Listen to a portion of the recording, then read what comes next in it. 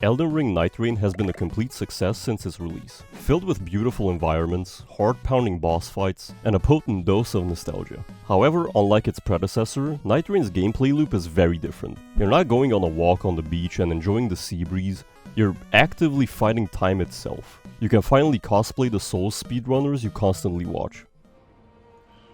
Mikasa! Efficiency is key to have a successful expedition, going from point A to point B to point C in the most effective manner possible. Of course, in between arriving and leaving the locations, you must defeat the bosses in the shortest possible time as well. And in order to do that, you must get good. Just so you avoid this. And this. And this. Oh, and of course this.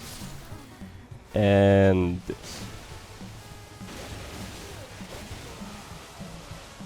Unfortunately, this video won't help you get good. And judging by the fact that even after 7 entries in the FromSoft cinematic universe, you haven't done so yet, not even Marika's tits can help you. But this video will help you with your thought process and general pathing to ensure that you consistently reach level 15 in your expeditions. With that said, Paul, say something stupid.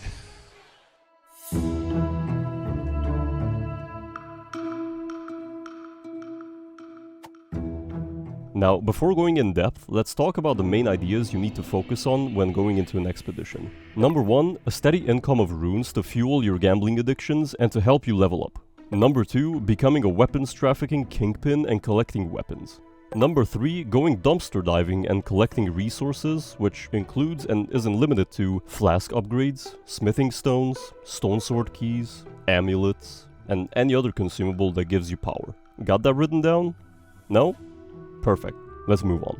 As soon as the bird missed your stop at Tilted Towers and brought you into Limveld instead, you should analyze the map and make a game plan. This will change due to a couple of factors. The first one is whether there's a shifting earth event going on or not. These are expedition modifiers that impact the landscape of Limveld, boss and enemy spawns, and a potential reward if you're brave enough.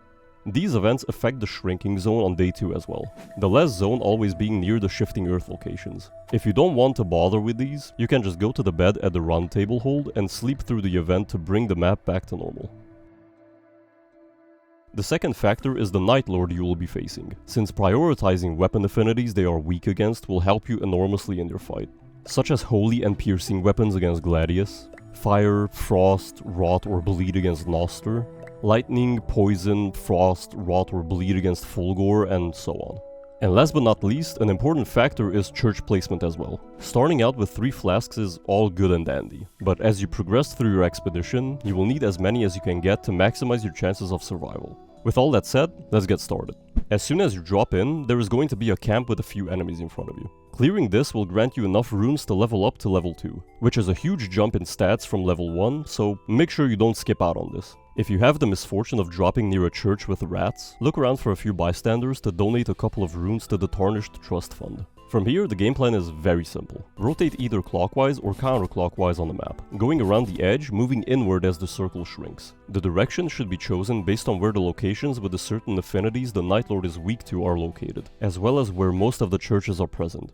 On your way to that location, clear out the ones found in between. Just quick visits to defeat the boss and on you go. A special shout out to forts and cathedrals where you can find stone sword keys in the chests behind the bosses, allowing you to maximize your rune income by defeating the bosses inside the Everjails. These would provide you with a huge bonus if you have the Grand Luminous Scene equipped, provided by the Collector signboard after defeating an Everdark Sovereign boss, which gives the player permanently increased attack power upon defeating the Everjail bosses, on top of starting out with a stone sword key and marking treasures on the map. These dungeons are easy to clear and don't require you to have a high level. Bosses include Abductor Virgins, Crystallion and Glintstone Sorcerer duo, the Lord Sworn Captain, and the Guardian Golem for the forts.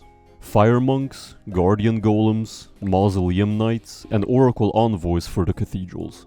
Elder Lion, Leonine Misbegotten, Redmane Knights, Frenzied Flame Troll, Banished Knights, or Flame Chariots for the encampments, and all of these for the ruins, some easier than others. By the time you get to your destination and cleared most of the dungeons on your way there, the first circle should have closed or is closing. A good level baseline to be at this stage is anywhere between level 5 to 7, depending on how many dungeons you cleared and how the RNG gods treated your run. Within the second circle, your main objectives are acquiring as many runes as possible, by clearing the remaining dungeons in the area, and more importantly to clear the mines to acquire tier 2 smithing stones to upgrade your weapons. Once the rains gather and nighttime sets on the first day, make your way towards the spectral tree, striking down every smaller enemy on your way to maximize your grind set. Once you beat the boss and transition to day 2, you should be around level 9 to 10. Now that field bosses are visible on the map, this is the perfect opportunity to face them, seeing as on day 1 you would have wasted time looking for them and fighting them, since it would have either taken you forever to defeat them, or you would have gotten one shot, the latter being more realistic. Following the same principle as on day 1, you should rotate clockwise or counterclockwise depending on the area of the map you haven't done yet, making your way towards the aforementioned field bosses as well. Last but not least, there's the castle, right in the middle of Limveld, presenting the biggest challenge on the map. With multiple bosses, levels and runes to be acquired. Clearing it can certainly be done on day 1, but the risk associated with it is too high, and if things go south, it would be a huge waste of time. Thus, doing it on day 2 is recommended, seeing as most of the time the castle will be inside the second circle, giving you more time to clear every nook and cranny.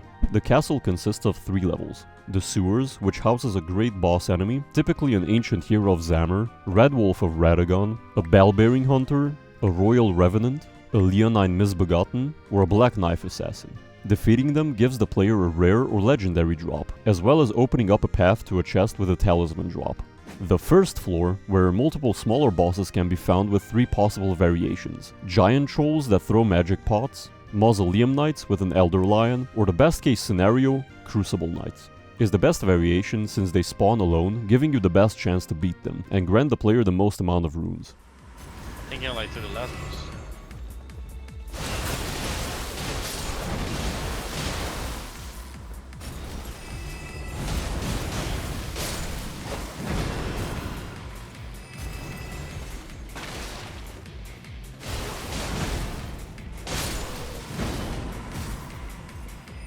Where'd you jump?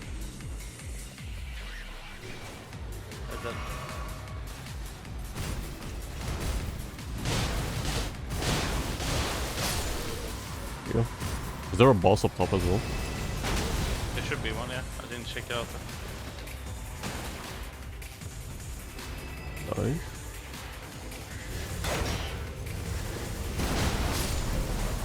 Oh! Oh! No thing? Yeah. And then we still have a boss to kill. Yeah, we still have the big... Oh, here we can level up as well. Yep, I'm 15. And last but not least, the top of the castle, where another great boss enemy can be encountered. Usually a draconic tree sentinel, a bell-bearing hunter, a falling star beast, a royal revenant, a deathrite bird, or a magma worm. These bosses have a lot of HP and deal massive amounts of damage, so be prepared to get one-shot quite a lot. By clearing out the castle, you can expect a net profit of up to 200,000 runes, which that alone should grant you 3 levels, discounting the fact that you still have the final boss of day 2 ahead of you. If you're a few thousand runes short of a level up, venture outside the Night Tide and clear a dungeon if it's close, or defeat a few enemies before taking the Celestial Goop to transition to day 3. And so, here we are, facing the Night Lord at level 15. Progressing through the game like this should ensure that you're prepared in every way, shape or form for the upcoming battle. To give you an edge, here's a list of what every Night Lord is weak against. Gladius is weak against holy damage and pierce weapons, as well as being greatly affected by sleep, rot and bleed procs. Adele is hindered by poison, rot, frostbite and sleep procs.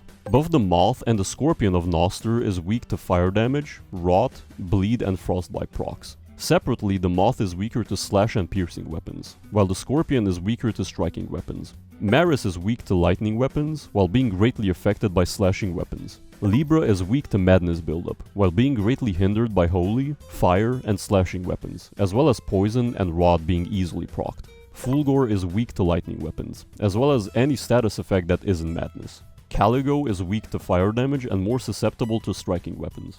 And last but not least, Holster, the Night Lord, is weak to holy damage. When he's in his first phase, fire, slashing and piercing weapons deal more damage, but once he transitions to his second phase, he receives more damage from lightning, striking and piercing weapons.